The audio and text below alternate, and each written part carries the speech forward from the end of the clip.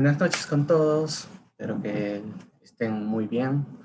Hoy vamos a tocar un nuevo tema sobre el marketing estratégico, el cual va a complementar también un tema que hemos tocado antes y es también de mi agrado en realidad. Así que vamos a empezar de inmediato. Hoy vamos a hablar del comportamiento del consumidor, parte 2.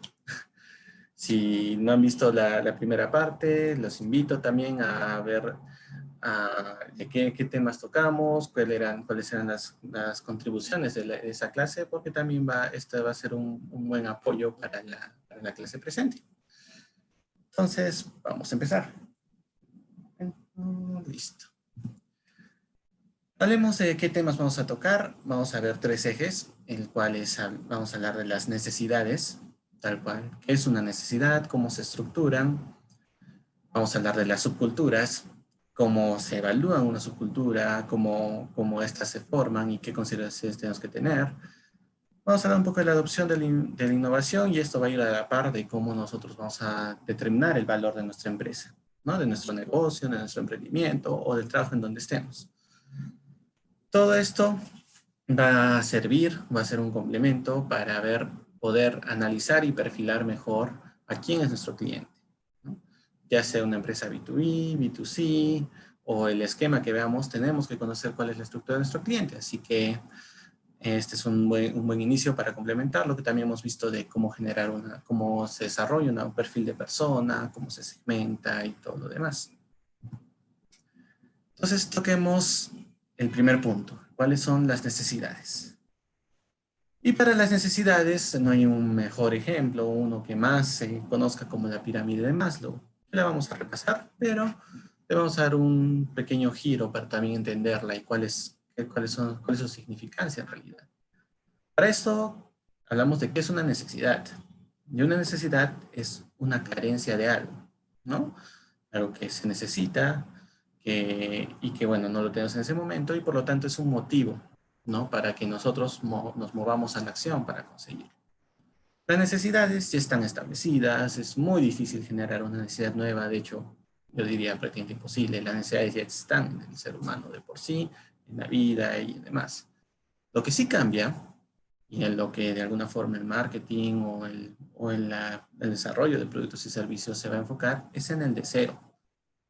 El deseo es la forma que adopta una necesidad, ¿no? Por ejemplo, si yo tengo sed, la necesidad es la sed, ¿no? Pero ¿cómo la satisfago? Puede ser con agua, puede ser con jugo, puede ser con una gaseosa, hasta con una cerveza, ¿no? No sé si es contraproducente o no, pero ese es el deseo, ¿no? La forma que ha tomado esta necesidad, ¿no? Y hacia eso atacamos, ¿no? No atacamos directamente a la necesidad porque la necesidad ya está de alguna forma definida.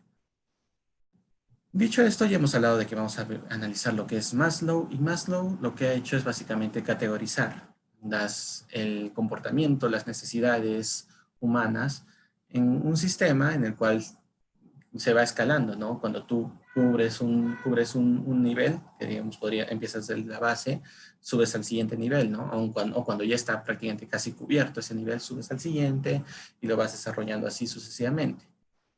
Este sistema en realidad es un buen predictor del comportamiento humano a nivel general, ¿no? Como sociedad o en un entorno bastante estandarizado, sí estima bien cuál va a ser el comportamiento.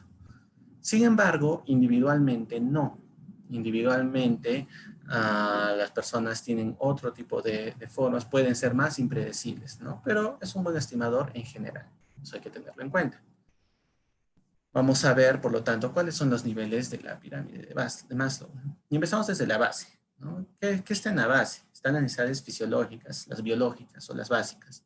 Son las necesidades urgentes, las que si no las cubres, pues te mueres, ¿no? Básicamente está la necesidad del sueño, de la comida, del agua, de respirar, de tener ropa, de cubrirse, incluso la de refugio, aunque en el segundo nivel, en esta imagen ponen como ejemplo la vivienda es una extensión de buscar refugio, ¿no? Es una necesidad fisiológica, ¿no?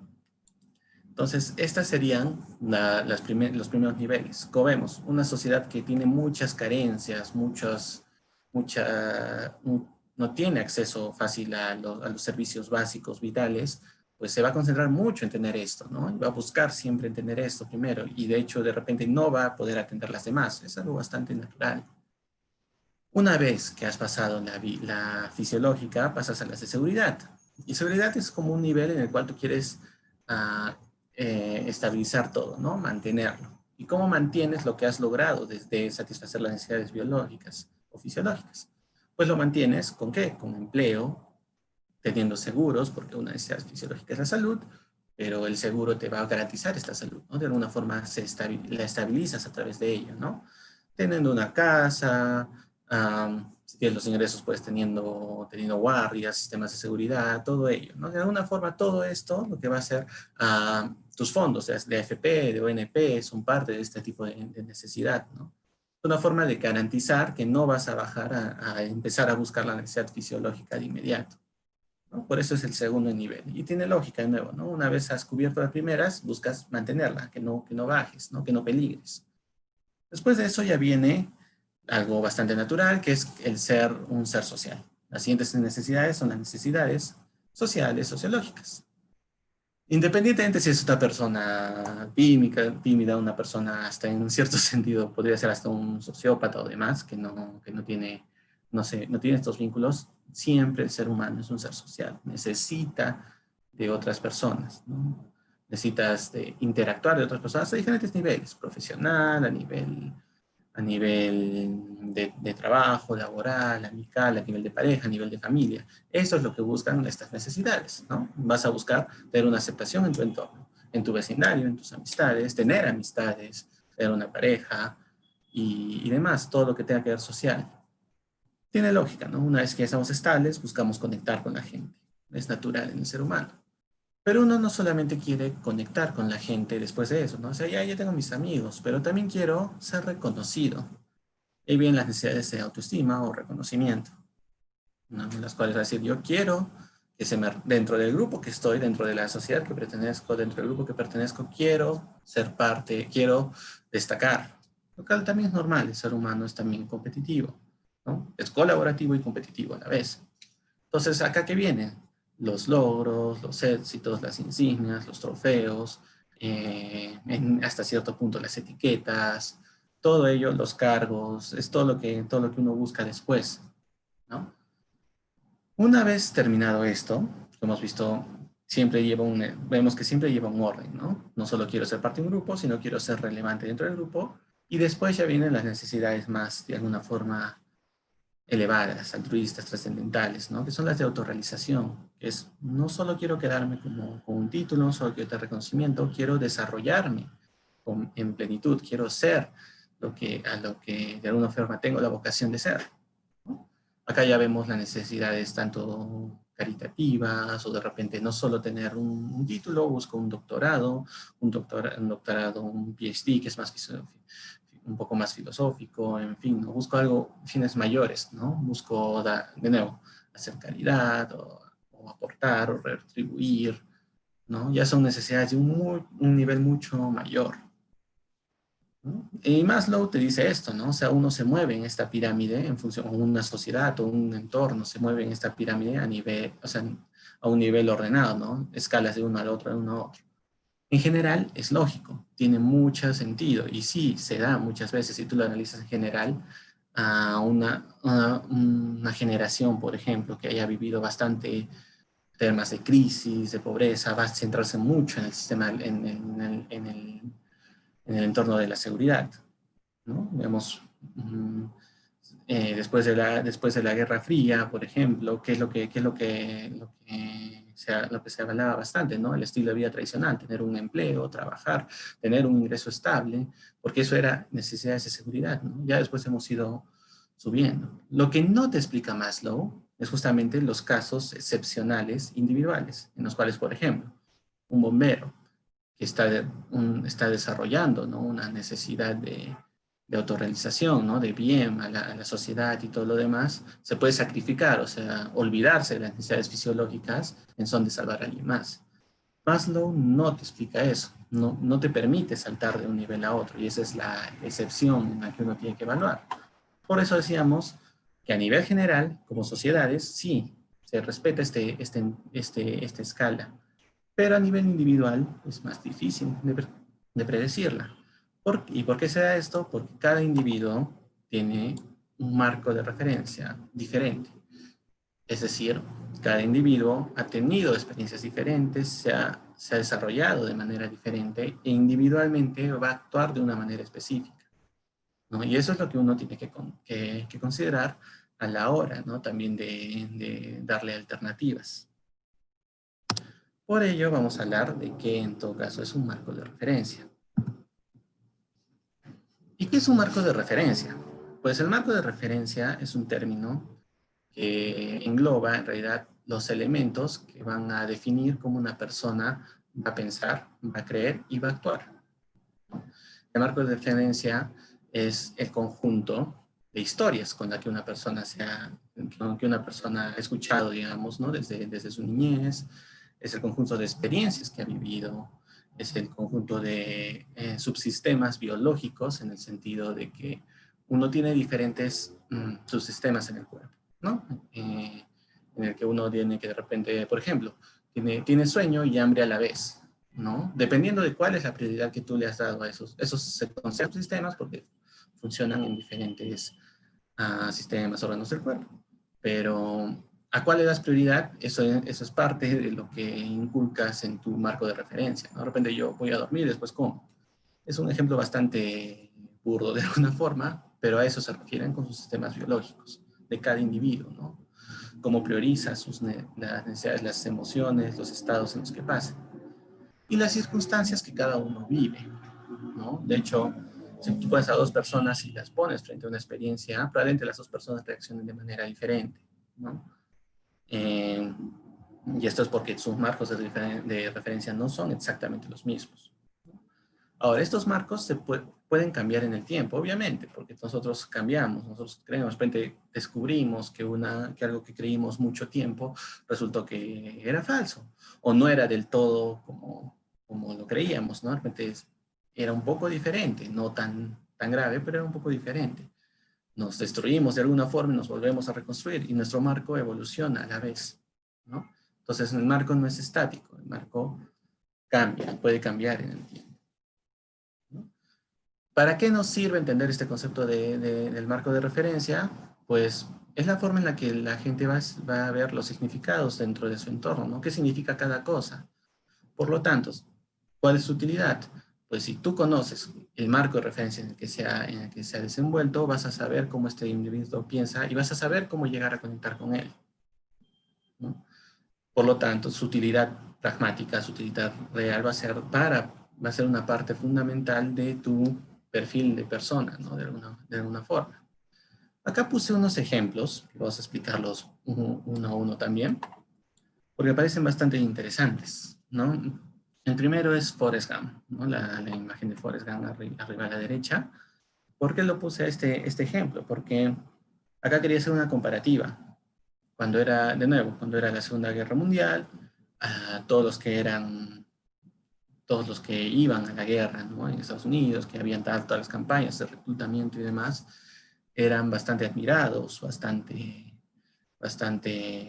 es cierto, tenían mucho temor, no iban a volver, pero eran personas a que, los tenías admirados porque estaban peleando, ¿no? Contra un régimen tan peligroso, ¿no? Como el nazismo y el fascismo. Pero después, ya pasa el tiempo, surge el hipismo con la guerra de Vietnam, en la que la única guerra que Estados Unidos de alguna forma pierde, y cambia este marco, ¿no? O sea, ahora al soldado se le veía como el enemigo, ¿no? Por estos grupos. Obviamente no eran todos, pero un buen grupo decía, el soldado, el militar es un enemigo, está yendo, está matando, está destruyendo, ¿y para qué? Para este sistema, para este grupo que no funciona, ¿no? Entonces, ¿cómo el marco cambió de un momento al otro? Era la misma profesión, pero en el sentido, el contexto y con estas nuevas olas, la percepción era diferente, ¿no? Y es un poco lo que se puede marcar en estas escenas, en que Forrest Gump ya era un héroe para unos y para otros era ya, o sea, estaban en contra.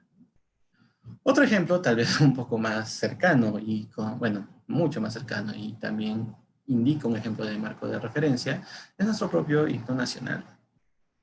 Si leemos las estrofas del himno nacional, hay una en particular que es muy curiosa.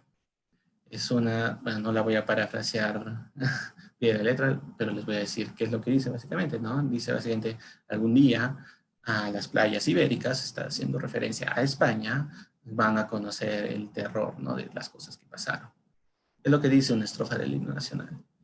Y acá viene lo curioso, ¿no? En independencia, la independencia fue un proceso mmm, sincretizado, o sea, que tenía muchas personas a favor y en contra, ¿no? Habían mestizos, habían indígenas que estaban en contra en sí de la independencia. Y habían españoles que estaban también a favor de la independencia, ¿no? También había mestizos, también había indígenas. Sin embargo, una vez pasó esto, pasamos por un proceso un poco más indigenista, ¿no? En el que se miró a España como el enemigo puede acérrimo. Y nuestro himno refleja eso, ¿no? Ese era el marco que existía en ese contexto. Y de alguna forma, de repente ustedes también, de repente sus padres, yo sé, mis padres también me crearon con la idea, ¿no? De que España era el cuco, era el monstruo, todo esto, toda esta es una idea que se ha perpetuado por mucho tiempo, ese era el marco de referencia en el que uno vivía, ¿no? Y que de alguna forma ha ido cambiando. Ahora mismo sabemos que hay muchas personas que optan por maestrías para irse a España, ¿no? Y España estudian, ¿por qué? Porque tienen una educación bastante decente y se van y un poco se ha abierto y está cambiando ese marco. Pero miremos como un marco que no necesariamente tiene que empalmar bien con los hechos en realidad, porque así no pasa, se forma y se impregna, ¿no? Y se crean justamente paradigmas en función a ello. Este era un ejemplo bastante curioso que siempre me llamó la atención, ¿no? Cómo nuestro himno dice algo tan puntual, ¿no? Como un odio directo, ¿no? Hacia España. El último ejemplo es El Rey León. Es una película muy buena de analizar, de hecho.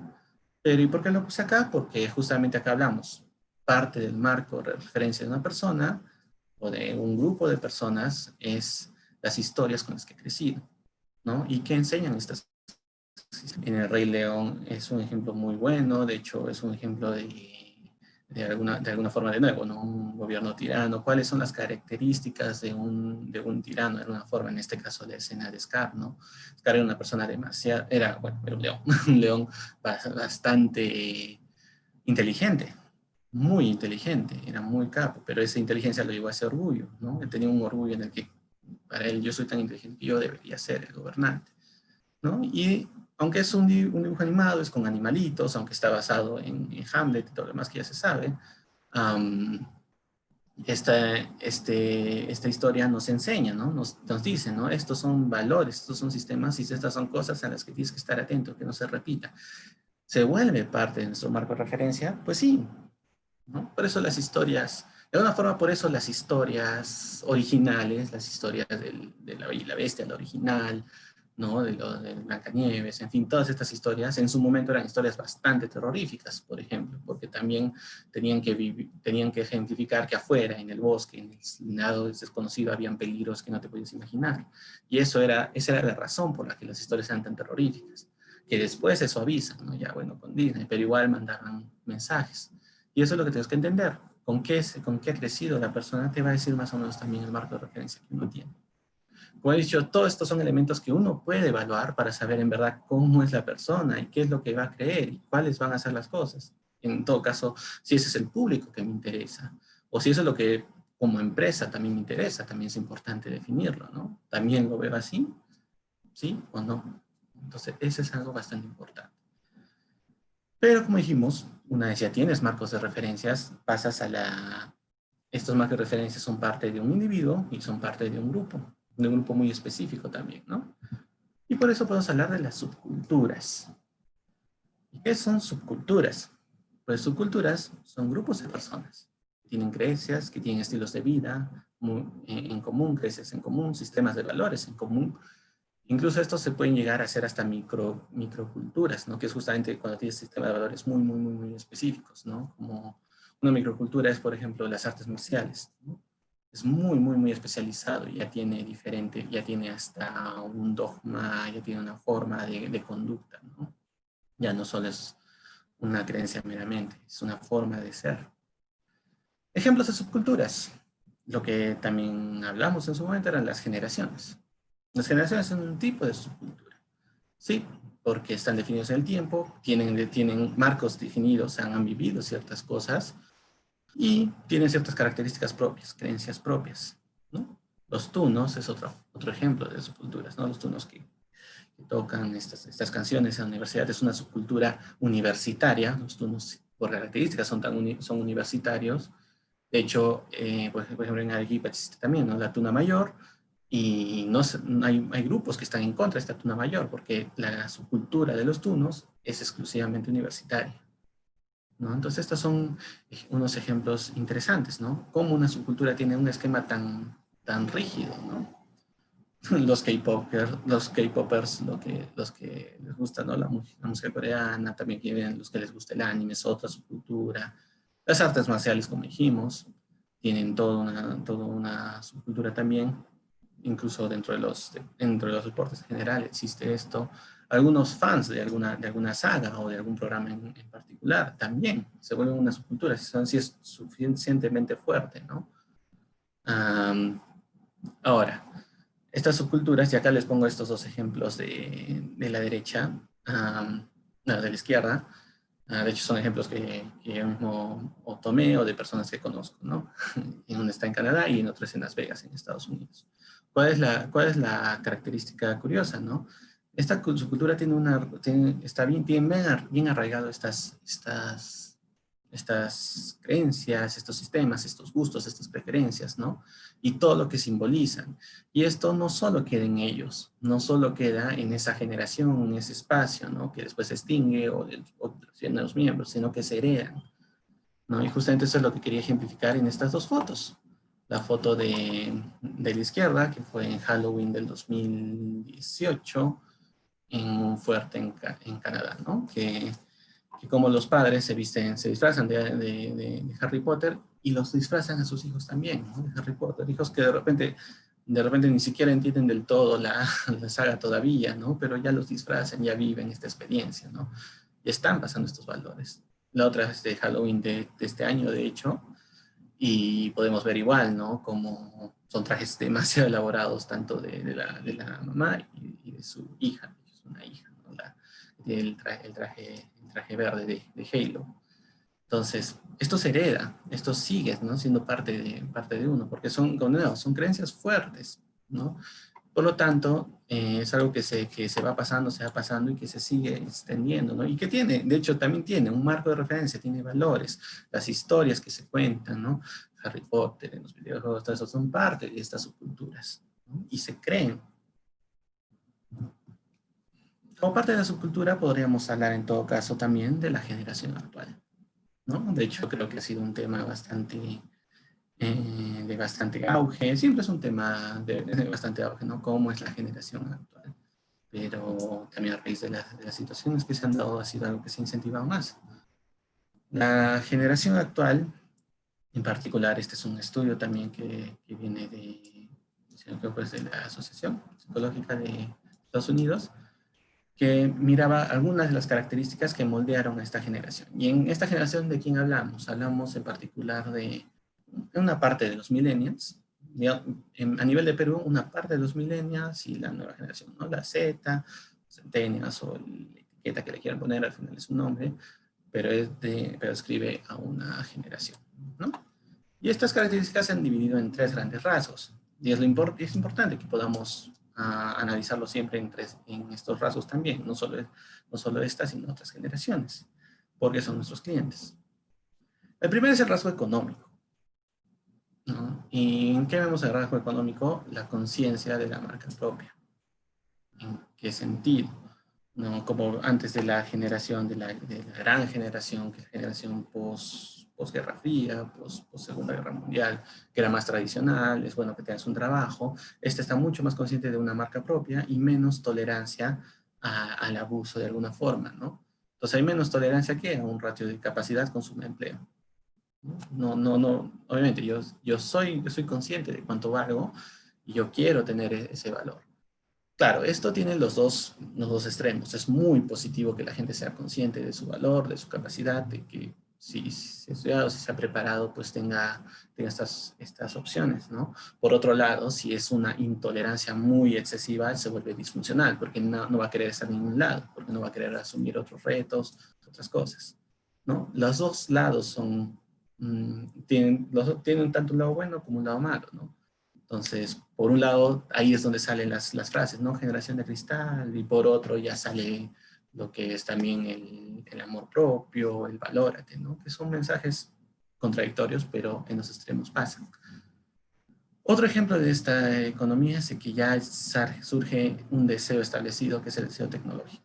De hecho, también se puede decir una necesidad tecnológica, ¿no? El hombre por naturaleza necesita herramientas para subsistir.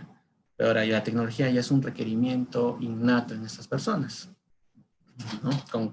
Creo que ya queda explícito y se comunican las demás características, ¿no? Los ciudadanos globales buscan experiencias, buscan conocer, buscan interactuar con otras culturas, no solo con la actual, no solo con su entorno, ¿no? Buscan conocer lugares. Ahí viene lo que son el término foodie, ¿no? Personas que promocionan la comida que comen, los lugares a los que van, ¿no? ¿Qué les parece? Y de alguna forma también lo hemos visto en estos días con lo que han sido las transmisiones, las fotos, se ha actualizado hoy en día, y esto pasa también igual que con los medios sociales, ¿no? Hoy en día la mejor fuente de información y también la peor a la vez, siempre un amor-odio, es la información que uno mismo genera en el instante, ¿no? Vienen los medios sociales, y en los medios sociales hay tres niveles que se pueden distinguir. El primero es la actualización y la presencia pública constante, ¿no? Personas que van a generar contenido todo el tiempo, que siempre están pendientes, que siempre postean. Es un buen grupo de personas que hacen esto, postean su día, postean sus experiencias, postean sus creencias. Hay otro grupo, que es un grupo que no postea tanto, pero consume esta información, ¿no? Grupo que simplemente va a consumir, no va a interactuar tanto. De alguna forma, acá se ve un poco el efecto halo también, bueno, se ve todo mucho más pomposo a veces lo que es, de repente mucho más extremo, de repente, como sea, siempre se exagera un poco en las redes sociales. Siempre hay que tener en cuenta que siempre van a buscar la imagen más impactante, no necesariamente la más objetiva.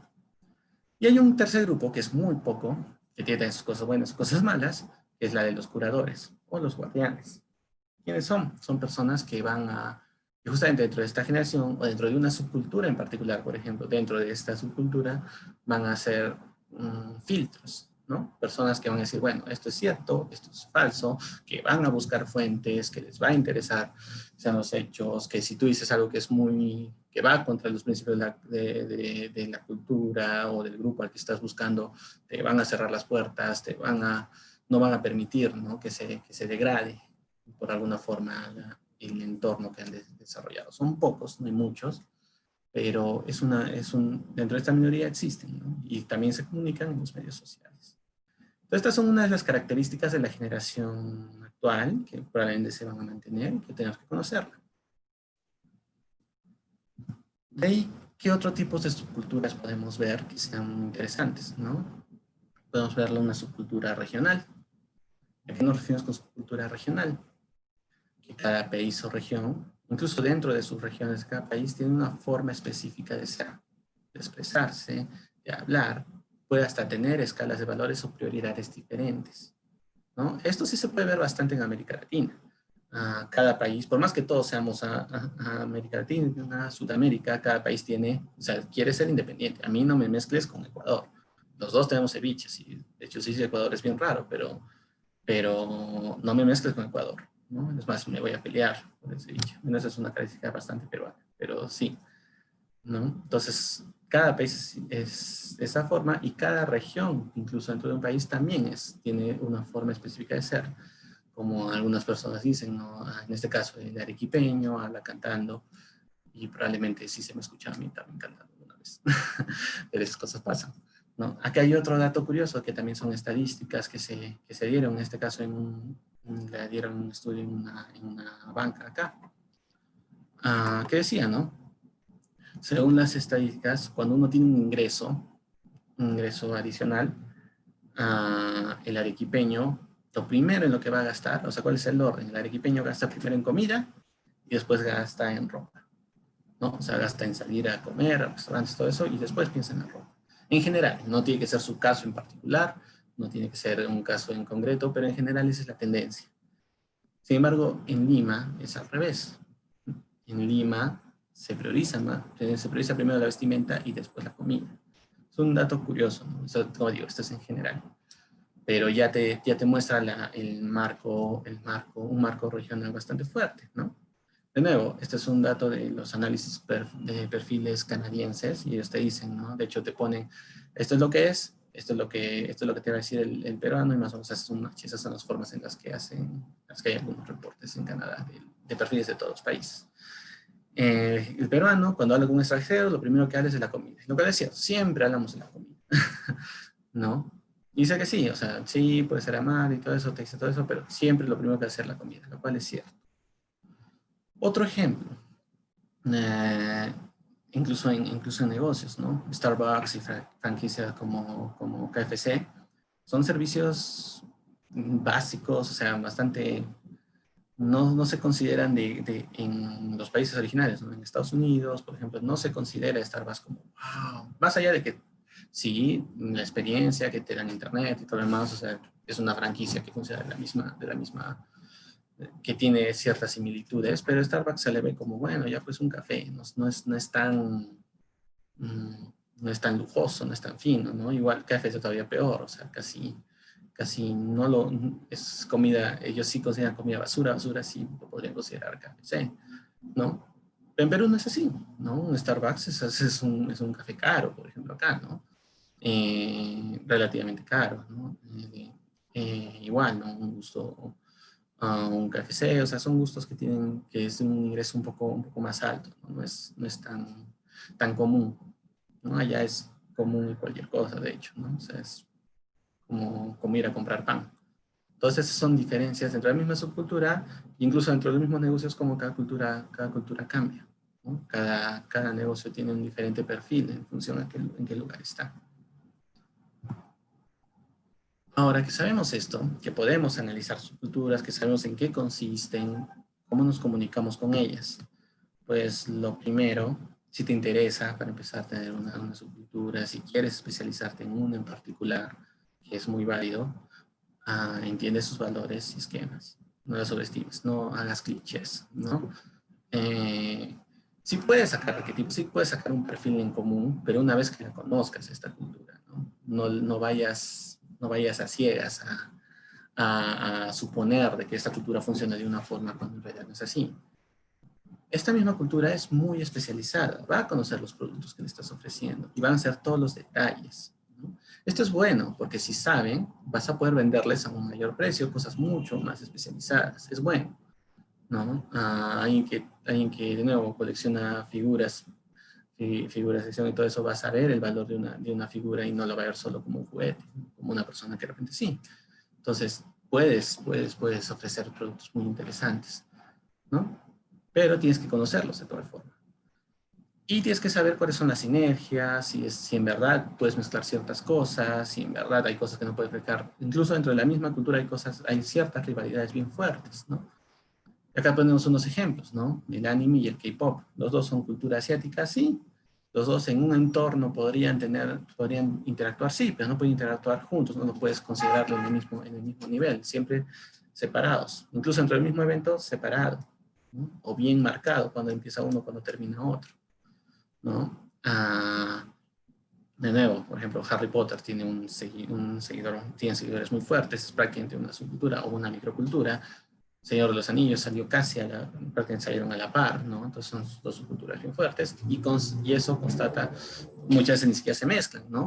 Y versus el de fantasía, que en general va a gustarle todo por lo general, entonces es diferentes comportamientos.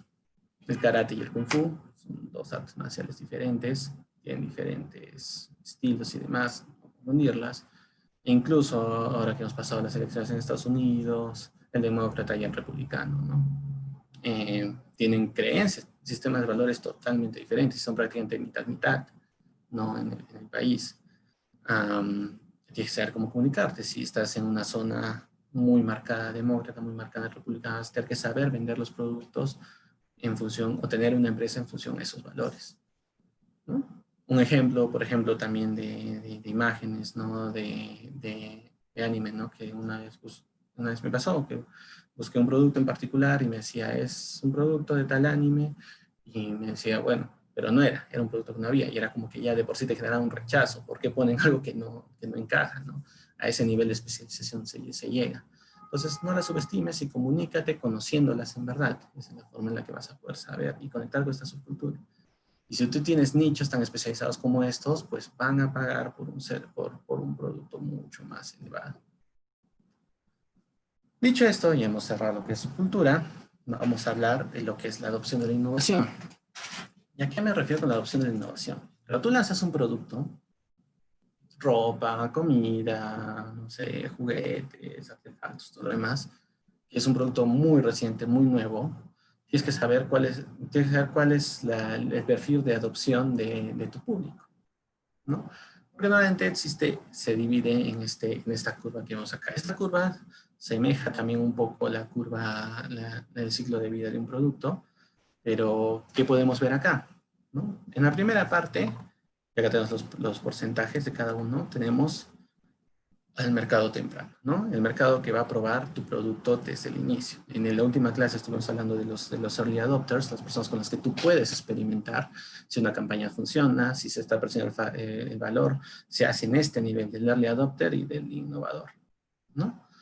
¿Qué hace? El innovador es el que te lo va a probar incluso en un alfa, ¿no? Un alfa es un nivel tecnológico, ¿no? Un test alfa es un test que probablemente va a cambiar muchísimo, pero que tiene un poco el concepto de lo que va a ser el producto, ¿no? El early adopter va a estar en un beta, o sea, en un test un poco más ya trabajado, desarrollado, o incluso en las primeras etapas en las que tú lanzas un producto, ahí está el early adopter. Esta es la parte en la que tú tienes que probar, ¿no? Si el valor se entiende, si es atractivo, si lo estás comunicando bien, lo haces en esta etapa.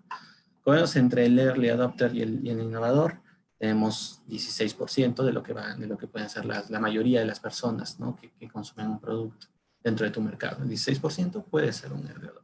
Es bueno saber esta cifra porque vas a poder estimar las personas a las que tienes que llegar, ¿no? Metas básicas, ¿no? Si no está pegando en el primer 16% en un tiempo determinado de lanzamiento, algo está pasando. Después de ellos están los que son la mayoría temprana, que son los pragmáticos, que una vez que ya ha probado el early adopter del producto, dice, ya, este ya lo está comunicando, el early adopter, lo comunica a la mayoría temprana, que se animan. ¿Por qué? Porque dice, bueno, es una utilidad, o sea, sí satisface, me da una solución, en fin, ¿no? Entonces se animan. Es una de las grandes mayorías, ¿no? El 34%. Después de ellos va a venir la mayoría tardía, que es los más conservadores, que todavía son mayoría, pero dice, bueno, ya que se están sumando un poco después, ¿no? Que ya han escuchado que muchas personas lo están obteniendo, que sí sirve y todo eso, ¿no? Que ya tiene cierto tiempo en el mercado y lo van adquiriendo. Por último están los rezagados, que bueno, en inglés están los laggards, ¿no? Que son las personas escépticas, las personas que al final recién, o sea, ya está pasando la tendencia, la moda, o ya casi todos lo tienen, ya no es novedad, están saliendo otras versiones, otros productos, pues estas son las personas que en este punto recién se animan, ¿no? Que ya es el último 16%. ¿No? Y esa es un poco la tendencia, esos son los perfiles de personas que pueden adoptarlo. Conoce estos porcentajes y evalúa en qué situación tú estás de tu ciclo de producto y si estás teniendo estos porcentajes, ¿no? En función a tu mercado, a tu nicho. Si no, tienes que ajustar, o si sí, o si es mucho mejor, pues excelente. Acá le pongo dos ejemplos un poco graciosos. El primero que es este de abajo de la derecha, de Matthew McConaughey, que promociona los autos Lincoln, ¿no? ¿Y qué decía? Pues yo conducía un Lincoln, incluso una de las frases, ¿no? Yo conducía un Lincoln incluso antes de que me pagaran por conducir. Es un ejemplo muy, muy, muy claro de lo que sería una persona early adopter o innovadora, ¿no? Incluso antes de saber, incluso antes de promocionarlo, incluso antes de que exista, yo ya lo estaba probando, ¿no? Ese es un perfil early adopter. En el otro extremo está acá un ejemplo de South Park, de Kyle, el de gorrito verde, y está en el de gorrito azul. Este es un capítulo bien gracioso, que es de los chimpocomones, es una parodia a Pokémon. ¿Y qué pasaba en este capítulo, no? O sea, Kyle está jugando con su muñeco de acción, y dice, no, ahora la moda es jugar con los peluches, con los muñecos del chimpocomón. Le decía, están. Entonces Kyle agarraba y decía, pues que ya estaba rezagado, no sabía, no había obtenido todo esto, había gastado todo su dinero en un producto desfasado, ¿no? Ya es un rezagado, ¿no? Después al día siguiente lograba comprarse su muñeco, su chimpocomón, y decía, no, ahora no es el muñeco, ahora es el videojuego. Y de nuevo estaba intentando obtener el videojuego, ¿no? Obtenía el videojuego y decía, ya, bueno, no, ahora ya no es el videojuego, ahora es el campamento de entrenamiento, chimpocomón, ya. Así es. Entonces, él siempre quedaba como rezagado, ¿no? En este caso, se frustraba, pero hay personas que sí, lo adoptan una vez que ya, pues ya en verdad ya casi no hay riesgo para nada, ¿no? Pero, ese es un poco el nivel, ¿no? Dos perfiles en sus extremos. Los que están en el medio son los que normalmente consumen, ¿no?